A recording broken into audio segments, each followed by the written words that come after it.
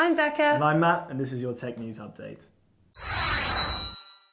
This week, Brum Broadband, Intel splits the atom, and Siri is a little too saucy for China.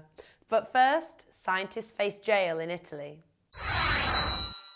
That's right, Becca. 7 scientists in Italy have been sentenced to 6 years in prison because of their failure to predict a devastating earthquake in 2009.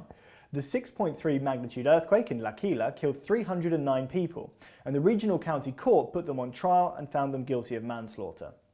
The science of earthquake prediction is notoriously difficult, especially in a region where tremors are common, so the case has baffled and angered the scientific community. 5,000 scientists signed an open letter to the Italian president, Giorgio Napolitano, in support of the group. But their best hope of escaping the jail sentence is an appeal, which is now underway. BT and Virgin Media are upset with Birmingham City Council because of plans to invest in super-fast broadband for the city. £10 million worth of investment was to come from a pot of £150 million from the government's Super Connected Cities initiative. But BT and Virgin are now taking legal steps with the European Commission to stop the investment, claiming it would skew the private market and undercut their own investment. Birmingham City Council says that Virgin and BT are standing in the way of the creation of thousands of new jobs and an estimated £200 million worth of business for the area.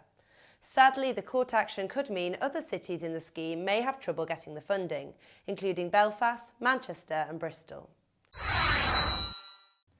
Qualcomm is developing a new smartphone designed for the blind. Smartphones have lots of functions that would be useful for vision impaired people, such as navigation, audiobooks and music, but most of those functions are hard to access.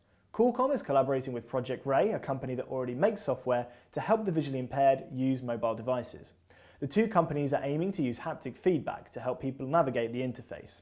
The idea is to build a whole new interface designed from the ground up to be optimized for eye-free operation.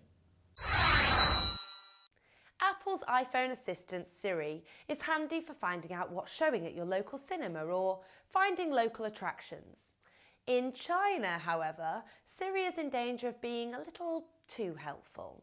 Siri is being asked for more sordid information like where to find escorts or pornography. Ever helpful, Siri is then listing the information for Chinese users. This is likely to get Siri into trouble, as prostitution is illegal in China. Currently, a crackdown on cybercrime has resulted in 9,000 arrests, so Siri had better tread carefully to avoid the same fate. That's all we've got time for. See you next week.